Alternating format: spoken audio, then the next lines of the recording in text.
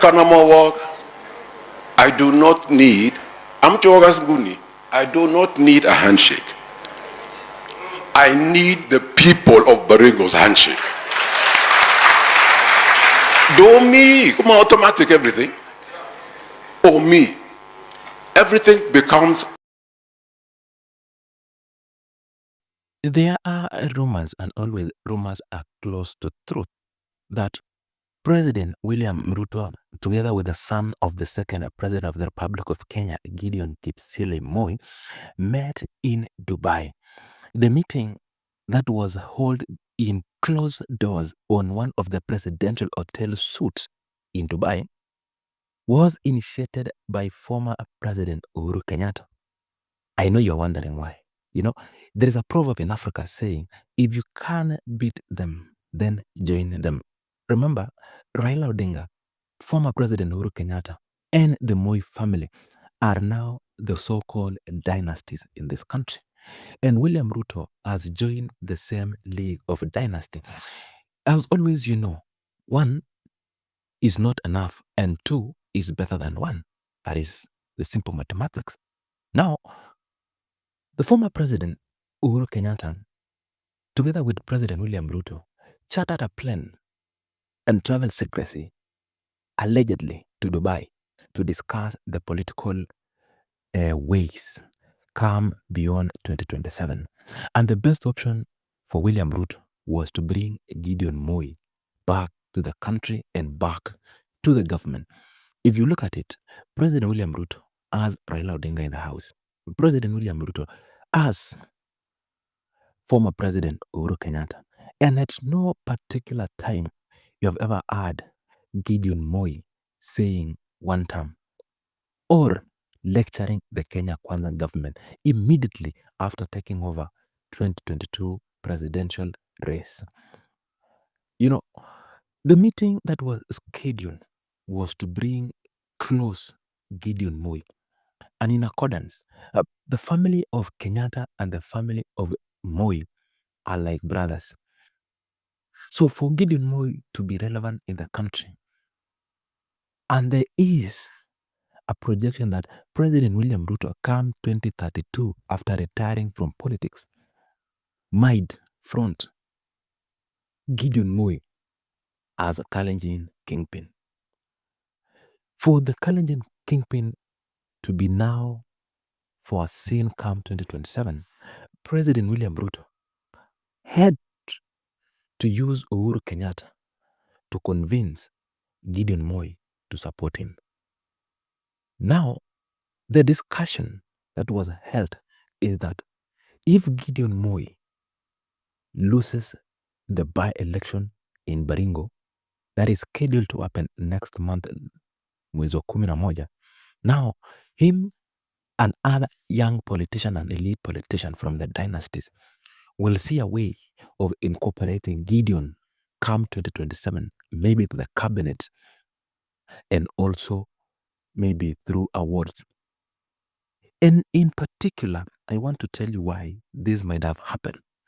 Recently, Gideon Moi was having a court case in one of the Nakuru courts. And in previous years, Gideon Moi was working as the sole contractor of geothermal that is being drilled in Baringo and in Nakuru County. And particularly, few months after 2022, that certification or that reward was taken and been awarded to another person. But in recent weeks, they have revoked the tender award and returned it back to the Moi family. Reasons is there's a political realignment that is ongoing. You know, 2022 election was more about the hustler and the dynasty. Remember the narrative that President William Ruto sold to Kenyans that now chama cha dynasties versus chama ya hustlers, including the Mama Mboga, including the Boda Boda guys. But now the narrative has changed. President William Ruto is no longer an hustler. And I started the video saying that if you can't beat them, join them. So the best way for President William Ruto to enjoy his wealth and power is to consolidate Gideon Moi, since he has former President Uhuru Kenyatta in his arms. He has Raila in his arms through the broad-based government. If you remember, the broad-based government Raila people are in this government, the likes of Lee Kinyanjui, the likes of the agriculture CS are friends of Uhuru Kenyatta.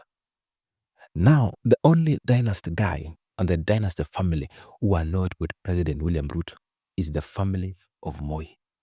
Remember, President William Ruto was not someone from an outsider. He is a political student of the former head of state, late President Moi. At one particular point, President William Ruto was working hand in hand with former head of state. The now is the repayment back. You know, these people are not fighting in terms of political. It is wealth issues. It is amount of how much wealth you got and what I got. But when it comes to the table, their interests are in front. Now, the president had to hold Gideon Moi's hand as by the request of Uhuru Kenyatta. And if for indeed, that is then Gideon Moi has launched his political ambitions that he is seeking a re-election for the third time in Baringo County and to act as the spokesperson of Baringo County. Now, the meeting has happened. That is now the change of political forward. Come 2027, it will be the hustlers now versus the dynasties. Kanamawag, I do not need, I do not need a handshake.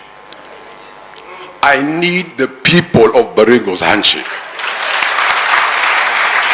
Do me, come on, automatic everything. Or me, everything becomes automatic.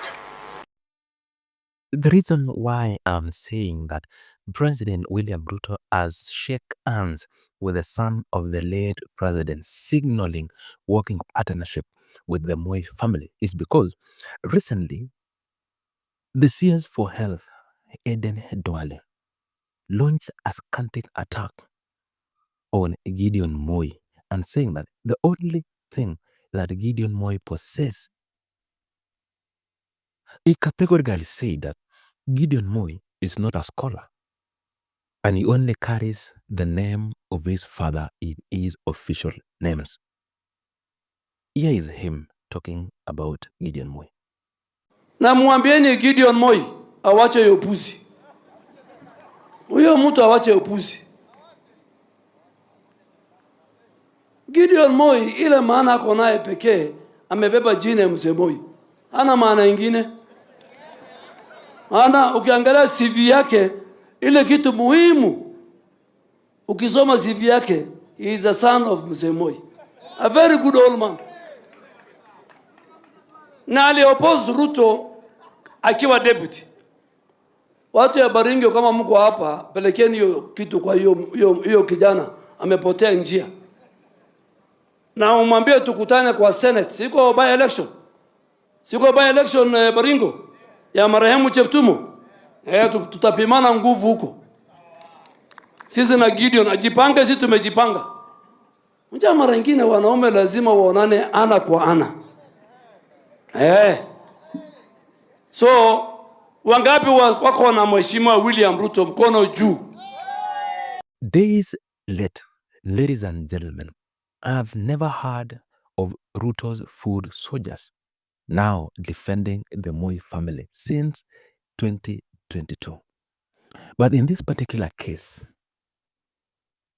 and it projects to me that actually the meeting happened, is because Oscar Kipchumba Sudi, one of the known Ruto's defender, lectured again the CS for Health, a close ally to President William Ruto.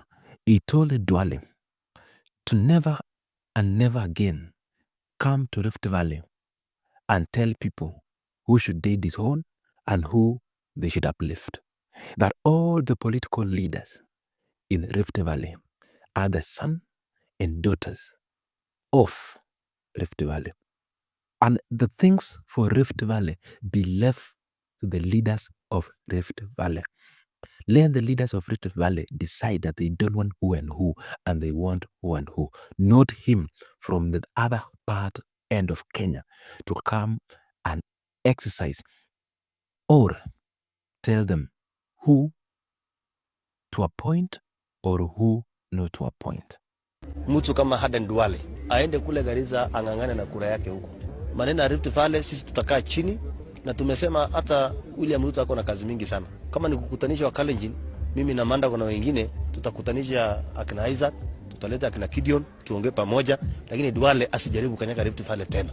Matusi sisi hatutaki.